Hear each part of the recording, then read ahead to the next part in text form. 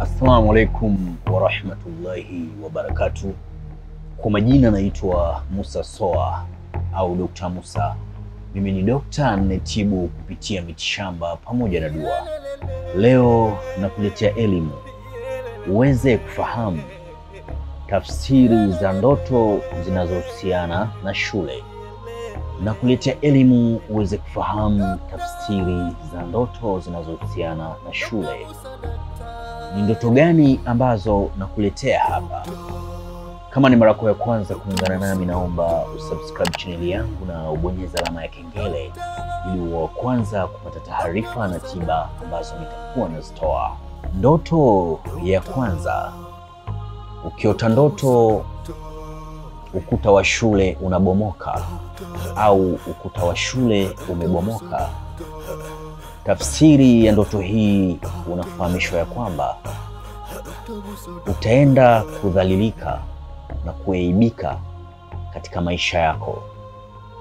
Na tafsiri nyingine ya ndoto hii unajuzwa ya kwamba unaenda kupata anguko juu ya kile unachokifanya.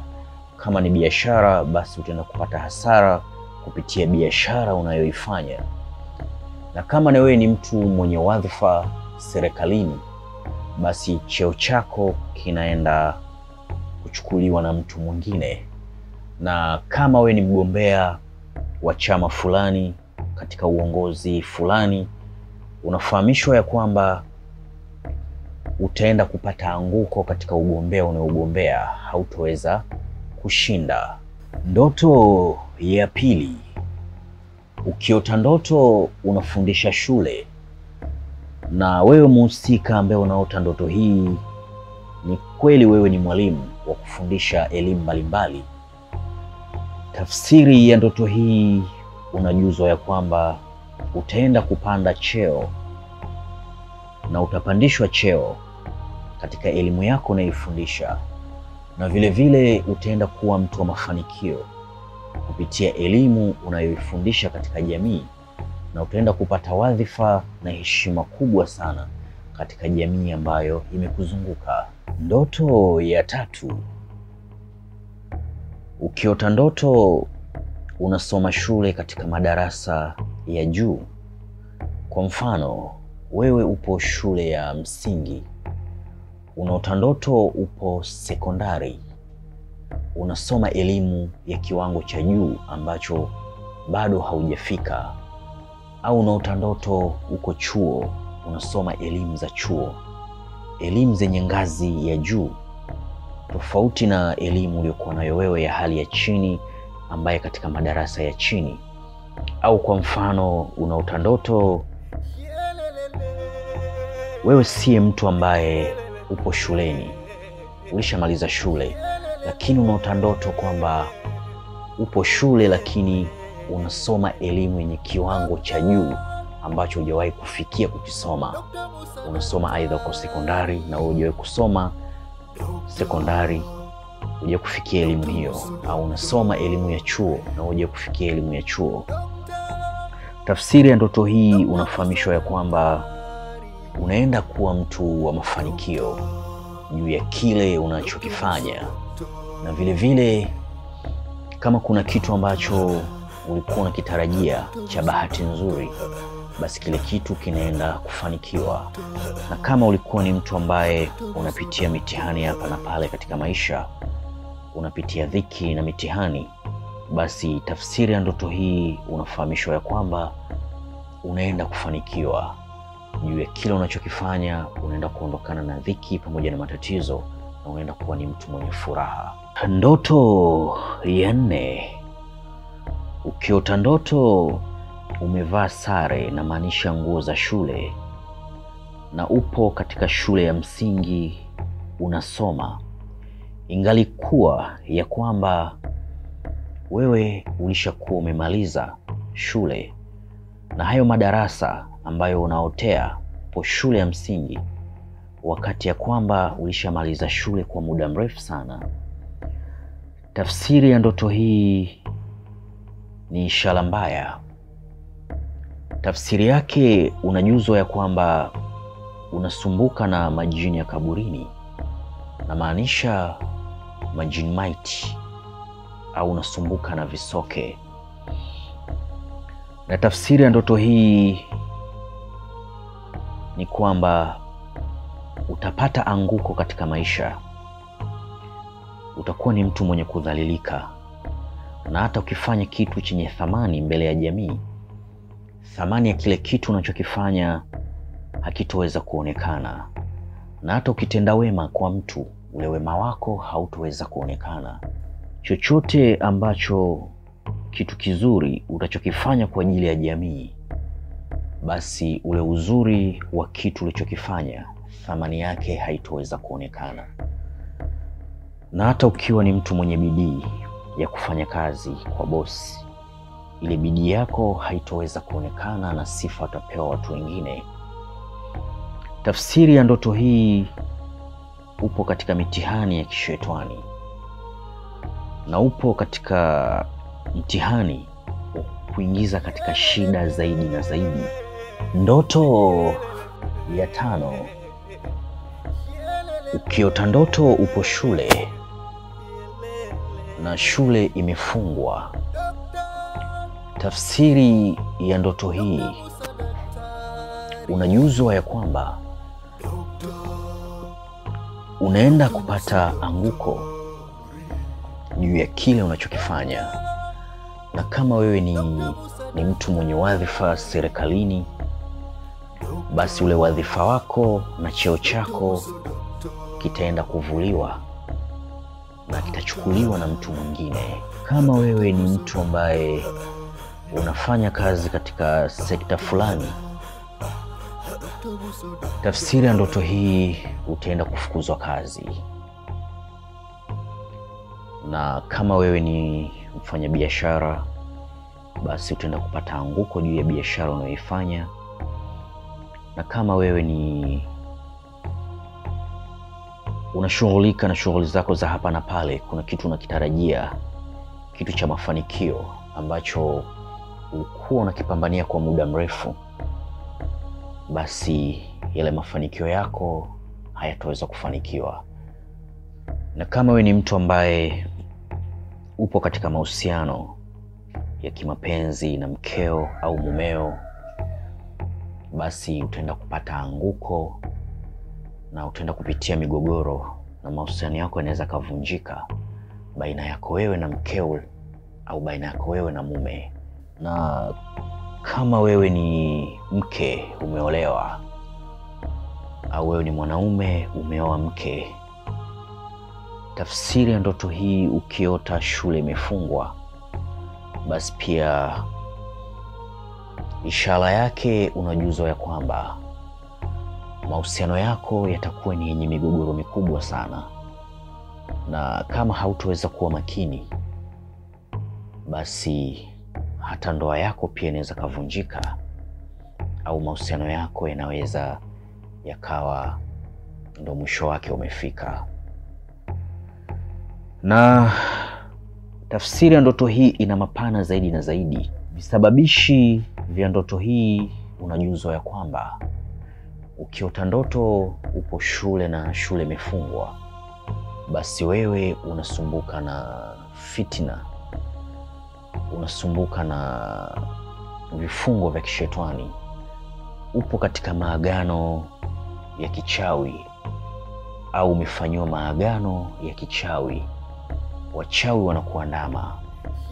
Wachawi hawahitaji ufike mbali, hawataki uwe mtu wa mafanikio juu ya kila unachokifanya. Ina maana upo katika vita ya kichawi. Ndoto ya 6, ukiota ndoto upo shule, na maanisha unaota ndoto unafanya mtihani, upo katika shule ya msingi, na ingalikuwa wewe tayari umeshavuka darasa hilo, na maanisha upo katika madarasa ya juu, aidha sekondari, aidha uko chuo kikuu, au aidha unaota ndoto ya shule unafanya mtihani, na ingalikuwa wewe hausomi. Tafsiri ya ndoto hii, unajuzwa ya kwamba ni mtu ambaye utakumbwa na mikosi na utakumbwa na mitihani ya kimaisha. Chochote ambacho utachokuwa unakifanya hakitaweza kufanikiwa kwa wakati sahihi, na utapata anguko juu ya kile unachokifanya, na utakuwa ni mtu mwenye kudhalilika, ni mtu mwenye kudharaulika, na utakuwa ni mtu ambaye chochote ambacho utakifanya basi thamani yake haitaweza kuonekana juu ya kile unachokifanya. Na tafsiri ya ndoto hii pia maana yake nyingine, unajuzwa ya kwamba una tabia mbaya ambayo unaifanya haimpendezi Mola wetu mlezi. Unajuzwa ya kwamba ubadilike, uachane na hiyo tabia unayoifanya, maana itakuingiza katika matatizo makubwa zaidi na zaidi juu ya maisha yako, na utakuja kujuta juu ya hicho unachokifanya. Ndoto ya 7. Ukiota ndoto upo shule unasoma, na wakati wewe tayari umeshahitimu, umeshamaliza shule, hausomi kabisa, alafu unaota ndoto upo shule unasoma. Tafsiri ya ndoto hii, unajuzwa ya kwamba utaenda kupata mikosi mikubwa sana na mabalaa mengi yatasongamana na kukuandama katika maisha yako, na utaenda kupata mitihani, utaenda kupitia shida pamoja na dhiki, na vile vile utaenda kupata anguko juu ya kile unachokifanya ambacho wewe unatarajia kwamba kitakupa matokeo mazuri. Basi utaenda kupata anguko na hasara kubwa sana utaipata katika maisha yako. Kama unasumbuka na changamoto mbalimbali za kimaisha, unapitia mitihani ya hapa na pale, unatafuta kazi haupati, upo katika mahusiano ya kimapenzi lakini mahusiano yako hayana amani, hayana furaha, upo katika ndoa yako haina amani, ndoa imekuwa ni yenye migogoro, magomvi hayaishi ndani ya nyumba, baina yako wewe na mkeo au baina yako wewe na mume wako. Unafanya kazi, unapata riziki, lakini shida zinazidi kutokea. Ile pesa unaikamata katika mkono wako inakuwa ni yenye kuingia na kutoka, haikai. Unafanya kazi kwa bidii, upo kwa bosi wako, sifa anapewa mtu mwingine, vyeo anapewa watu wengine, wewe thamani yako haionekani na ile bidii unaifanya haionekani. Unahangaika huku na kule katika biashara, ujikwamue na maisha ya ufukara na maisha ya dhiki, lakini bado mitihani inazidi kusongamana, shida zinazidi kuandamana, dhiki inazidi kutawala katika maisha yako. Usiku na mchana hulali, unatafakari, nimekosea wapi? Mbona wenzangu wanafanikiwa? Mbona fulani nimemzidi elimu lakini amefanikiwa, mimi bado nipo katika maisha ya dhiki? Mbona jirani yangu anafanikiwa? Mbona fulani maisha yake yana amani, yana furaha, na hafanyi kazi ngumu kama ninavyofanya mimi, na hatumii muda mwingi, anatumia muda mchache lakini matokeo, mafanikio yake ni makubwa sana. Lakini mimi ambaye napambana ile swala, natoka kutafuta riziki, narudi nyakati za usiku nachoka, lakini bado sipati mafanikio.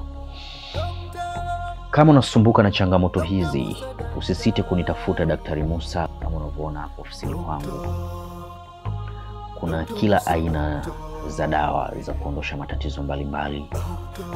Kuna dawa za kuondosha mitihani ya kichawi ambayo inakuandama.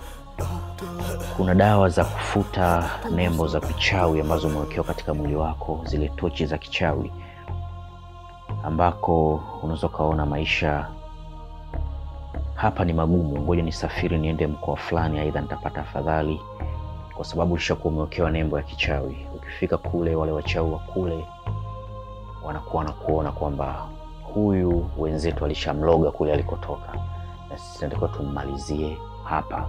Wenzetu walibakiza hiki kukifanya, na sisi tukimalizie. Kama unahitaji kuvunja maagano ya kichawi, unahitaji kuvunja maagano ya kishetani, uwe mtu wa mafanikio juu ya kile unachokifanya, kwa Daktari Musa kuna kila aina ya dawa. Kuna dawa ya mivuto ya biashara, kuna dawa za mivuto ya mapenzi, kuna dawa za kupandishwa cheo, kuna dawa za kupata kazi.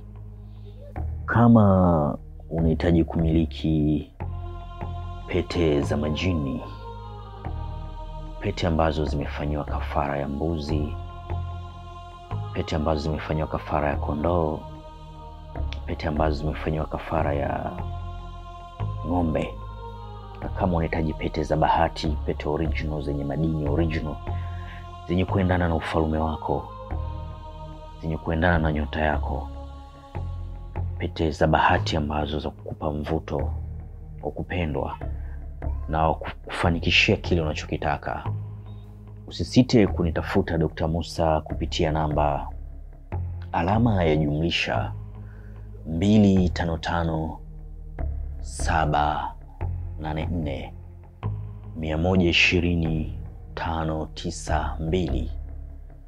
Na kama ni mara ya kwanza kuungana nami, usisite kubonyeza neno jekundu hapo chini lililoandikwa subscribe, na ubonyeze alama ya kengele ili uwe wa kwanza kupata taarifa na tiba ambazo nitakuwa nazitoa.